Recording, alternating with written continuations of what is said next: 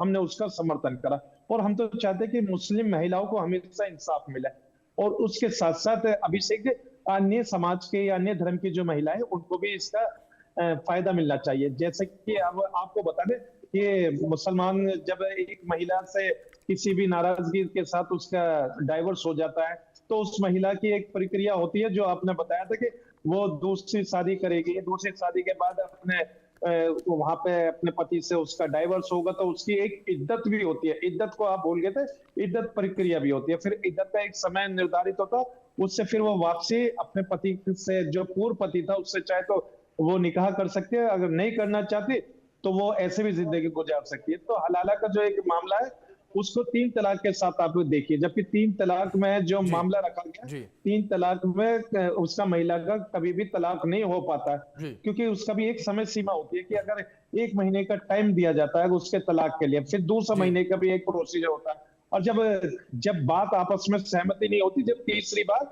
तीसरे महीने का उनको तलाक दिया जाता है, तब जाकर उनका तलाक होता है। मैं शरिया के एतबार से आपको बता रहा हूँ। जी लेकिन क्या है, कुछ लोगों ने इसका गलत फायदा उठाते हुए इसका महिला का, जैसे आपने बताया कि उस तरीके का शोषण करने की जी जी बातें रखी कि महिला का तलाक जी होते ही तुरंत अपने फैमिली मेंबर से या फिर कहीं से कि ये पत्नी उनके कहीं नहीं जाएगी, तो कहीं ना कहीं इस प्रक्रिया को अपने घर में रखने के लिए उस हलाला का नाम ले दिया गया। जी तो देखिए, हलाला तो अब हम लोग भी हलाला के बिल्कुल खिलाफ है, ऐसा नहीं होना जी चाहिए। महिला का जो मामला है, ऐसा नहीं होना चाहिए। बिल्कुल देखिए, मैं बिल्कुल अभी अभी से, हाँ बिल्कुल देखिए, नाज़िम, जिस एक चीज तरीके जो से मैं आपने कहना जिक्र किया, चाहता हूँ। ज़ाहिर तौर पर आपने भी ये कहा साफ तौर पर कि हलाला का भी आप भी विरोध करते हैं। इस बीच हमारे साथ समाज सेविका है ताहिरा हसन जी जुड़ गई हैं। ताहिरा जी, सबसे पहले बहुत स्वागत आपका भी इंडिया न्यूज़ पर इस चर्चा में। और ताहिरा जी, मैं आपसे यहाँ समझना चाहूंगा, आपने जिस तरीके से समाज सेविका की भूमिका निभाई है, आपने जमीनी स्तर पर जाकर काम किया, आपने हलाला को किस तरीके से जमीनी स्तर पर देखा, आपने किस तरीके से देखा कि हलाला के नाम पर महिलाओं का शोषण किया गया? देखिए, पहली बात मैं कहती हूँ कि हलाला कुछ नहीं है, ये एक तरह से बलात्कार है, जी रेप है। इसको मैं नहीं मानती। ना कुरान में कहीं मैंने देखा है कि हलाला का जिक्र हो कि इस तरह की शादी की जाए कि लड़की के साथ उसके अगर 3 तलाक दे दे तो 3 तलाक तो खत्म हो गया। और 3 तलाक इन वन गो के खिलाफ हम लोगों ने पूरी मुहिम चलाई थी और सुप्रीम कोर्ट हम मुस्लिम महिलाओं के साथ खड़ा हुआ। और 3 तलाक का कहीं जिक्र एक जगह भी कुरान शरीफ में आप नहीं दिखा सकते कि जहां पे ये जिक्र हो कि 3 तलाक जो है वो जायज है। तो जब ये 3 तलाक ही नहीं हो रहा, तो फिर इसके बाद ये कहाँ हो रहा है? ये कहाँ गैर इस्लामी हरकतें हो रही हैं कि फिर दोबारा शादी की जा रही है उनकी दूसरे से, फिर उसके बाद फिर पहले हस्बैंड के पास आ रही है या वो मना कर दे रहा है। मतलब मुझे लगता है कि ये सब कुछ जी कितने कितने केसेस हैं इस तरह के, पहले तो वो सामने आने चाहिए। वो इस्लामिक केसेस नहीं है, जो लोग कर रहे हैं वो अकॉर्डिंग टू इस्लाम नहीं कर रहे हैं। वो सिर्फ औरत का एक शोषण है, एक औरत का बलात्कार है, जो जगह जगह बलात्कार एक क्राइम है। तो जी जाहिर है कि सबसे बड़ा जो लोकतंत्र है वो संविधान से चलता है। तो वहां हलाला की कोई जगह कहाँ बनती है, आप बताइए? किसी जी महिला के शोषण की जगह कहाँ बनती है? कि बाबा साहब भीमराव अंबेडकर ने एक मजबूत कानून दिया है जिसमें औरतों के लिए सारे उनके अधिकार निहित हैं, और इस्लाम में भी ऐसा कैसे हो सकता है?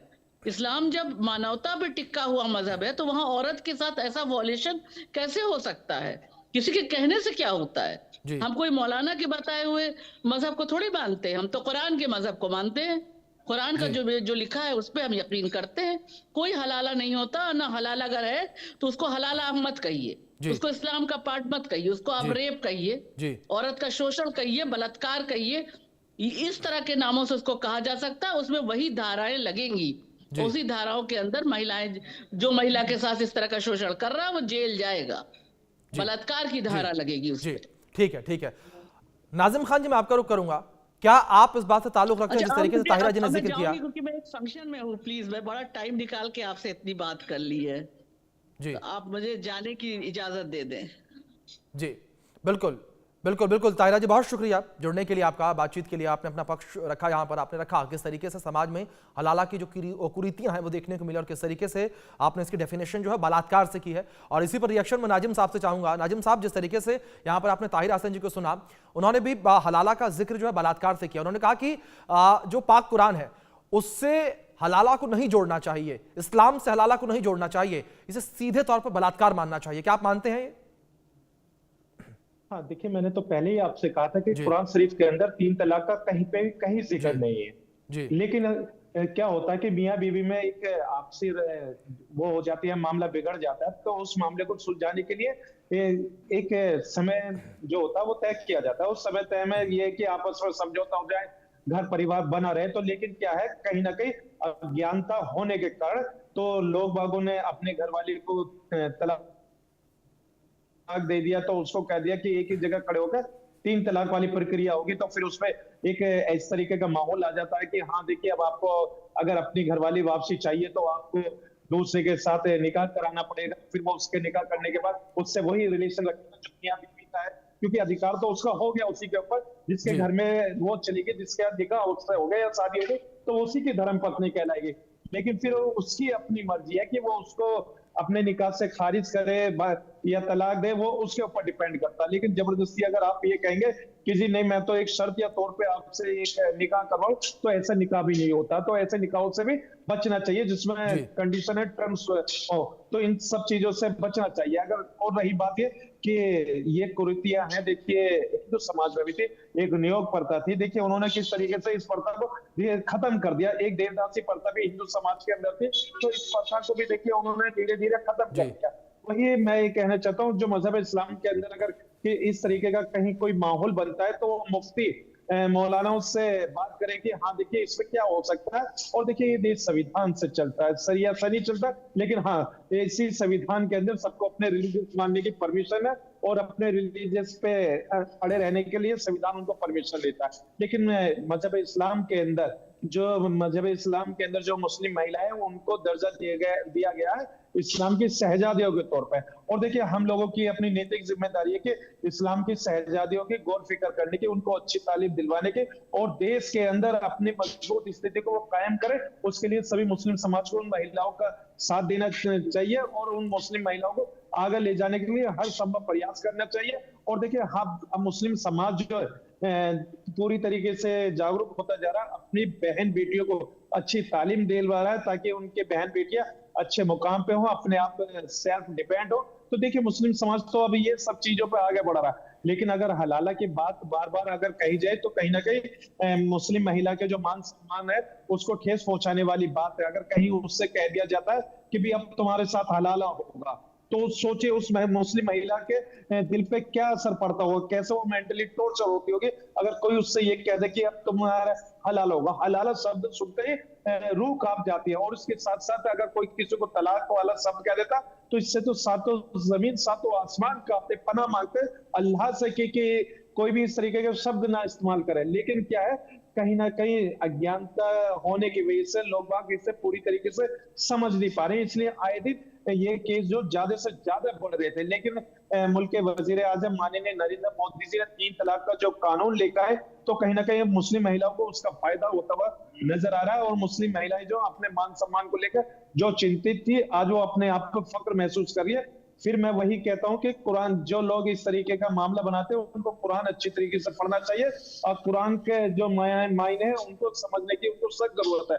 आपने कुरान पढ़ा तो कुरान पर अमल भी कीजिए। लेकिन जी अगर आप उधर की बातें सुन के अगर करेंगे, तो मुझे लगता है कहीं ना कहीं मुस्लिम समाज भी बदनाम होगा, और उस मुस्लिम महिला के दिल पे जो ठेस पहुंचेगी वो भी कहीं तक ऐसा है कि जैसे उसको अपने आप में खुद अपमान महसूस होना। तो हम सबको इन चीजों से बचना चाहिए, और महिलाओं को आगे बढ़ाने के लिए हर संभव प्रयास करना चाहिए हम लोगों को। जी हाजी साहब, दूसरी ओर अगर कुरान में हलाला का आदेश नहीं दिया गया, तो इसे फर्ज की तरह क्यों पेश किया जाता है? क्योंकि ये भी एक बड़ा मसला है कि कई ऐसे लोग हैं जो इसे फर्ज की तरह समाज में रखते हैं। हाँ, मैंने अभी कहा ना कि देखिए मुस्लिम समाज में जागरूकता ना होने की वजह से तो इस तरीके के बहुत सारे केस आगे आए। कहाँ ऐसे ऐसे केस आए कि जिनको उनका मतलब ही पता नहीं था, लेकिन क्या कहते थे कि हाँ जी इन्होंने इसको तलाक दे दिया, इसलिए ये वापसी चाहते हैं, अपने गलती पर इनको एहसास है। तो जो उसका भी तो एक प्रोसीजर होता है कि अगर आपने उनको तलाक दे दिया तो उसकी इद्दत होती है।